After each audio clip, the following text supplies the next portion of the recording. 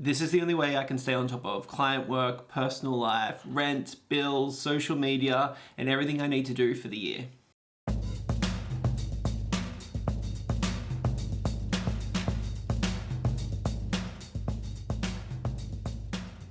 Hi, I am Jeff, and I am a full-time artist, illustrator, and maker, and I've been freelancing full-time for the past 9 years. And if you're new, welcome. Today I'm going to be taking you inside my brain of my business and my life, because it's the exciting time of the year when I get to sit down and make my new planner for the next year. And so this video is just going to take you through how I have built it and give you some tips on how you could create your own. I've always had diaries. I used to have paper, like book diaries, for a long time, and then over the past 4 years I have moved over to making my own digital planner, and it's been a real game changer for staying on top of things. So I'm going to go through how I create it, and this is the perfect time for you if you want to make your own for next year. You can take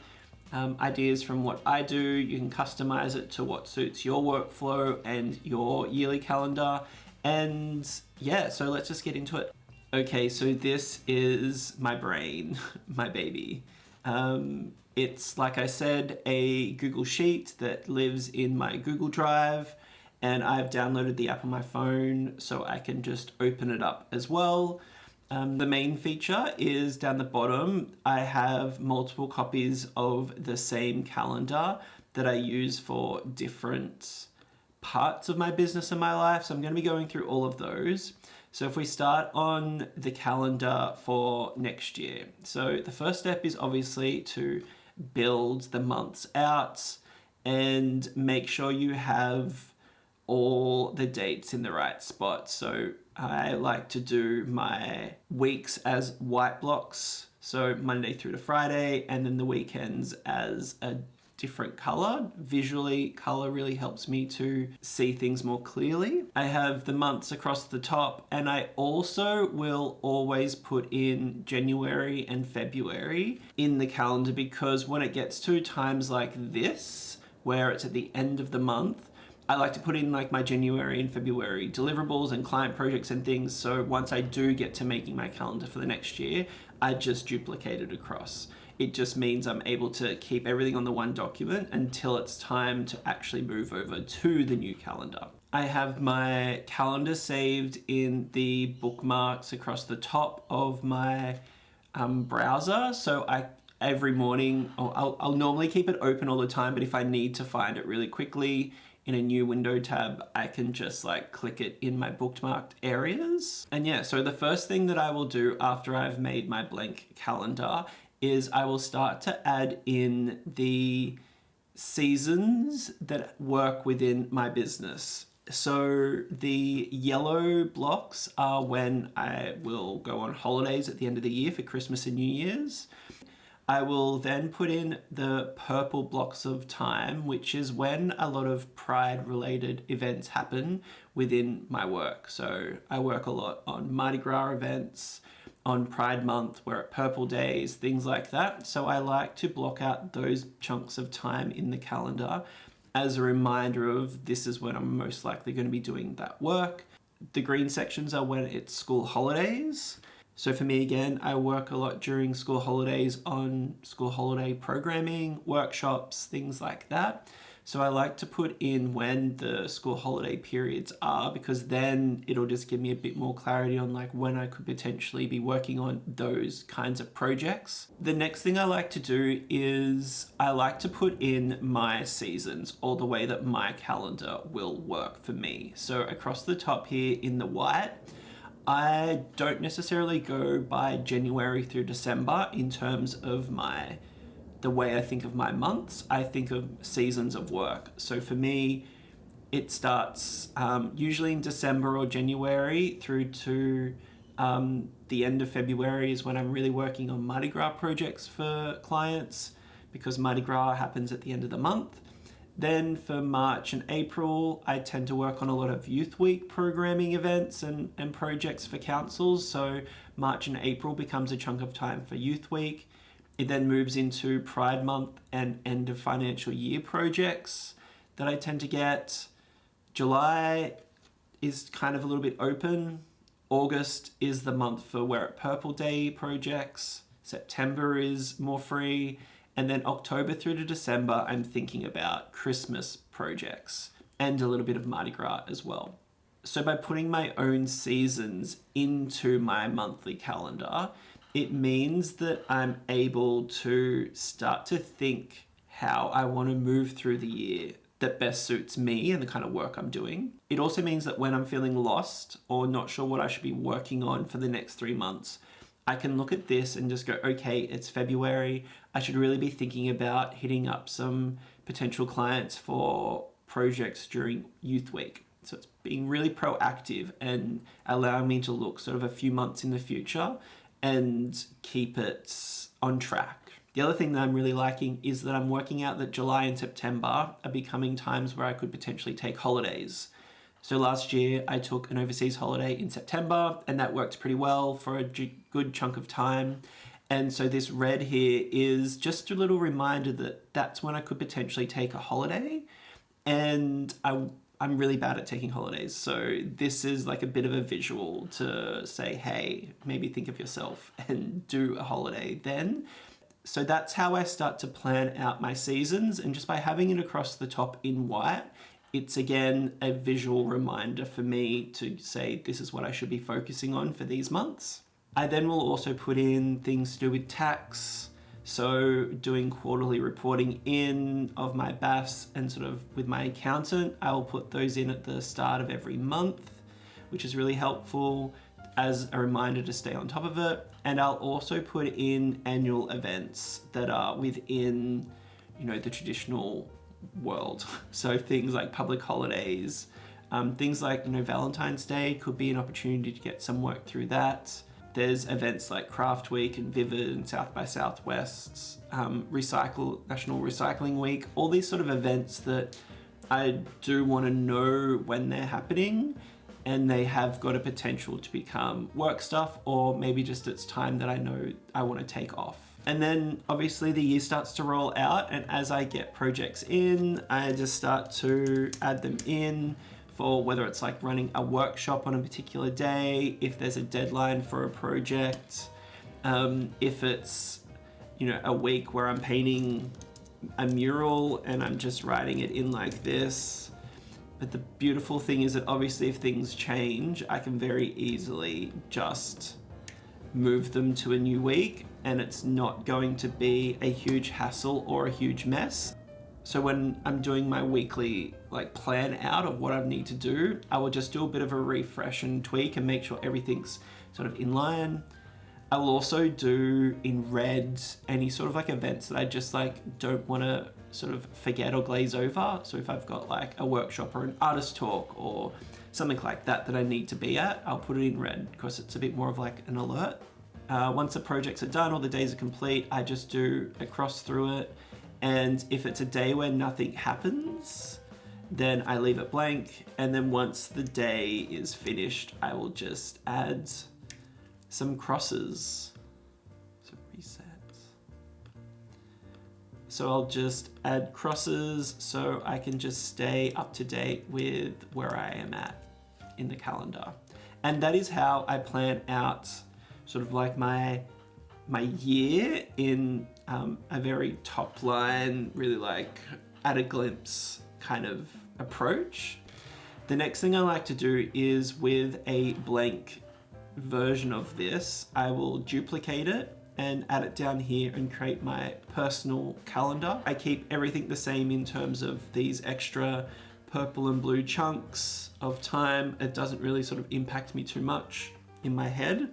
The focus for this one is to put in any key dates for when I paid my rent for my studio or my house, when I've paid bills, or if I have a bill that's an annual bill that comes up, like my car insurance or my car rego, I'll have that in there so I won't forget about that. I'll put in there if there's any public holidays or birthdays that anything for personal life essentially, will go into this calendar. This just means I'm able to keep my work stuff separate to my personal life stuff, but it's so easy to cross-reference and double check that I'm not forgetting something as much as possible. The next thing I'll do is to again duplicate a blank version of it and create a tab for my goals.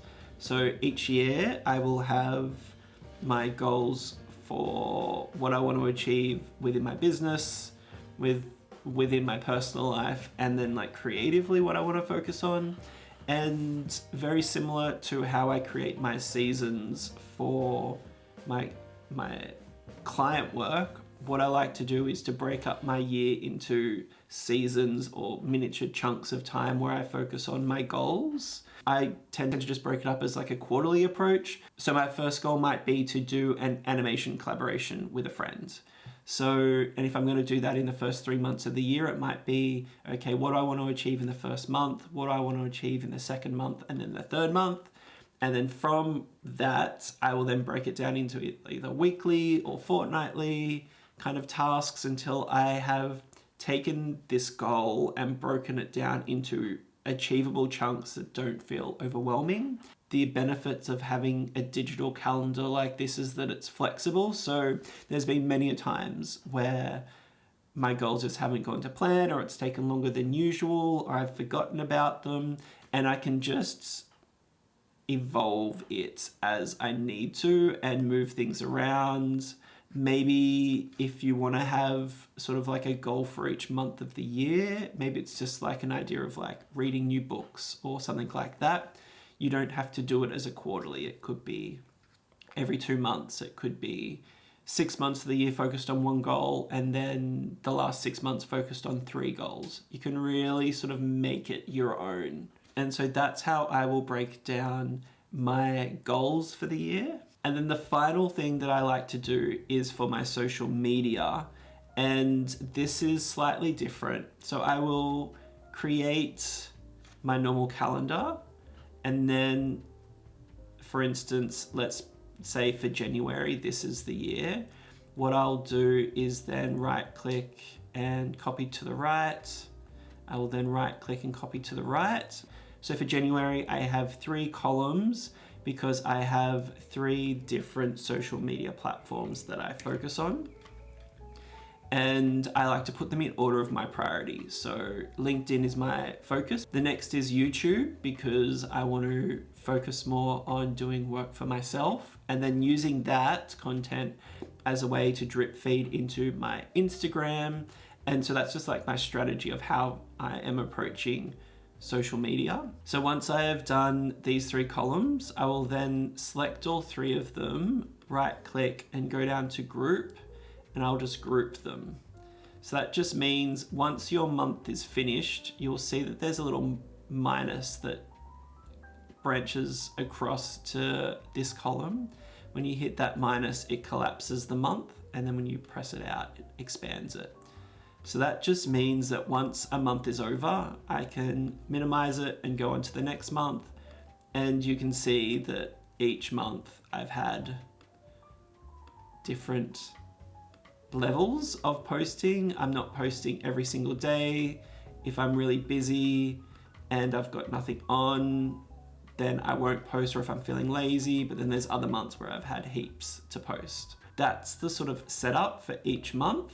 And then so let's look at December. I've just done a little mock-up of how I would approach scheduling my social media for a month. So if we start with LinkedIn, I have put here Project A. Let's just pretend that is a mural that I've just finished in November.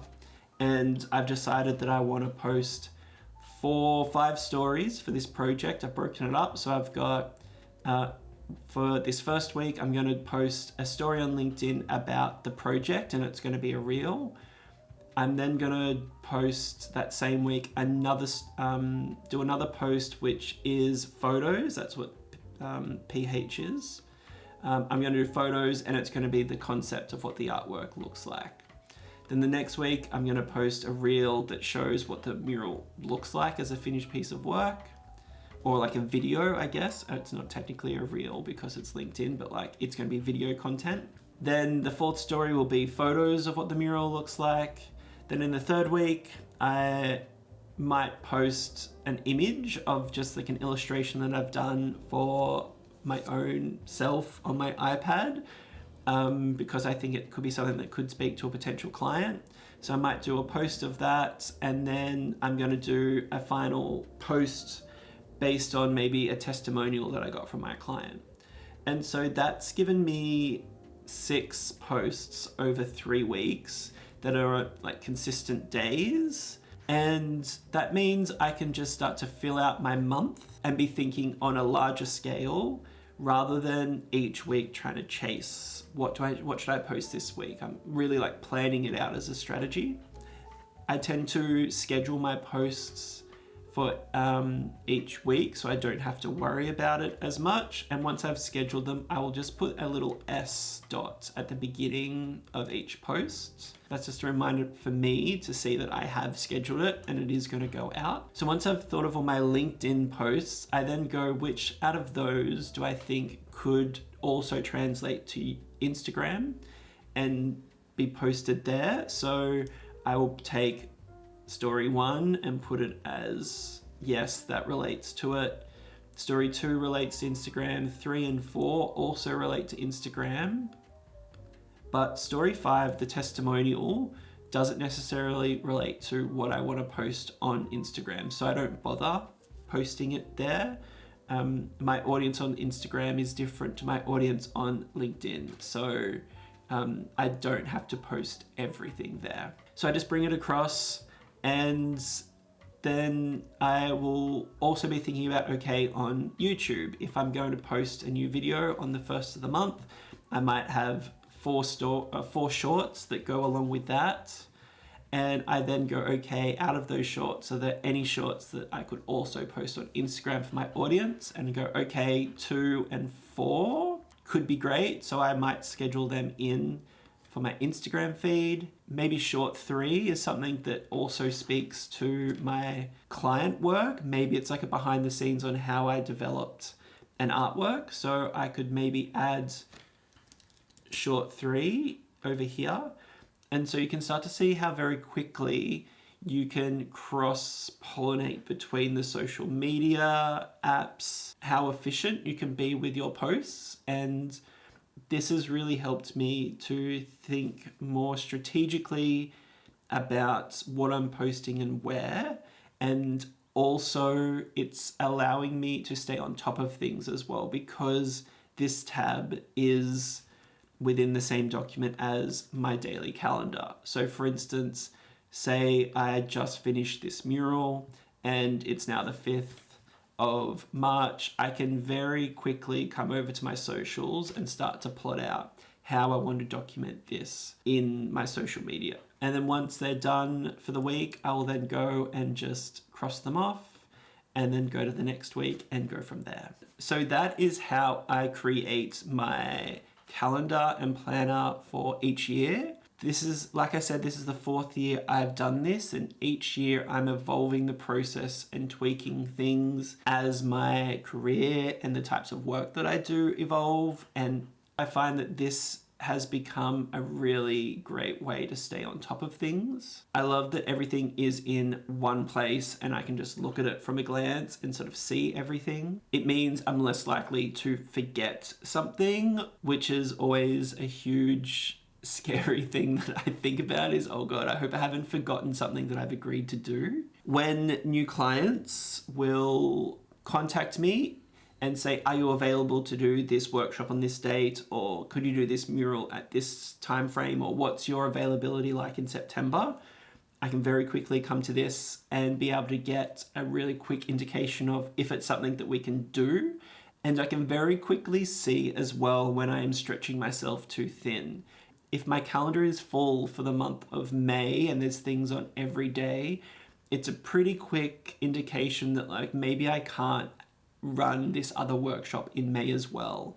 And instead of me feeling like I have to say yes because I'm scared that I might not get any more work, it's a bit of a reality check to be like, oh, I actually physically can't fit it in, so it has to be a no.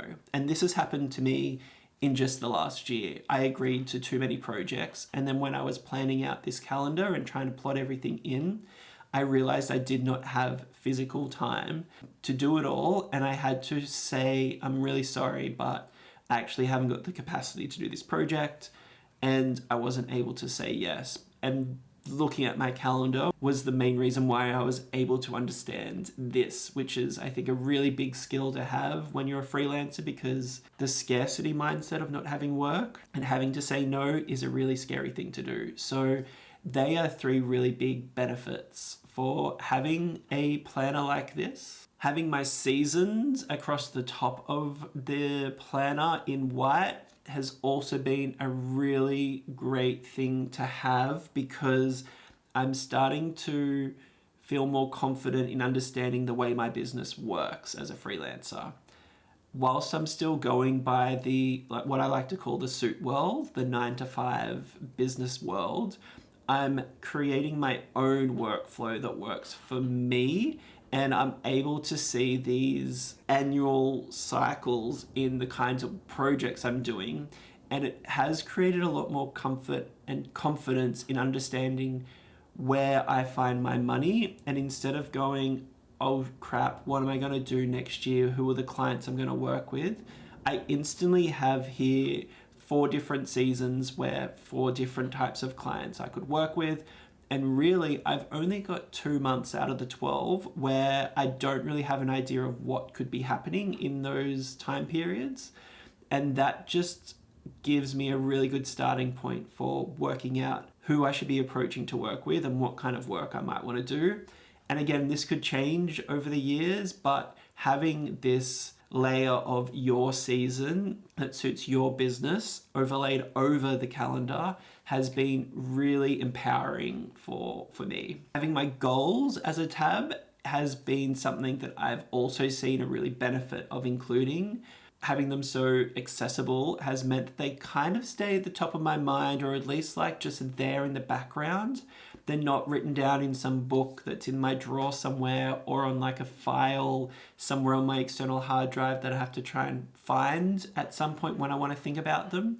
It's there that when I want to just like click over them, or if I have like an afternoon where I'm like, oh, let's work on some personal project stuff, I can click it. And I think that ease of having it there allows it to be more likely that I'm going to achieve my goals in some way, whilst also having it separate to my client work and to my personal life.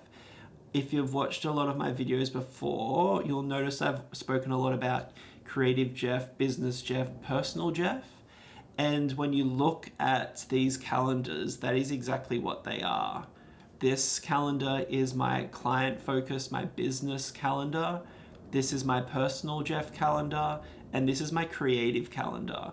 And it speaks to all those 3 hats that I have in my life. And it's the way that I'm able to stay, or at least try and stay, with like a work-life balance. And then for the socials, this has really helped me to plan ahead, be proactive, think about my socials in a monthly calendar rather than a weekly or a daily thing of scrambling to work out what to post. And this kind of strategy is helping me to, again, feel more confident in how I present myself online. And it means that I don't feel overwhelmed or consumed or at the mercy of the apps either, because I've set these sort of really intentional guidelines of how I use these apps and what the benefits are going to be if I use them in particular ways, and how I want to talk on them. And by setting that framework of how I use them, I find myself less likely going to feel lost or taken off track by them as well. So I really hope that this has been something helpful. Like I said at the beginning, if you wanted to give it a crack, you could go off now and create your own. Remember, this isn't the only way of creating a calendar. This is just the way that's worked for me. You might find one thing really helpful from it. You might find nothing. You might have a better way of doing things, which I'm always really keen to hear as well. I'm always open to learning and evolving my organization all the time. Let me know what you think in the comment section below. If you want to stay in contact, I'm also on Instagram too. If you think this could be helpful for someone else, I'd love if you share the video with them. And I'll see you in the next video, and enjoy planning for next year. Bye.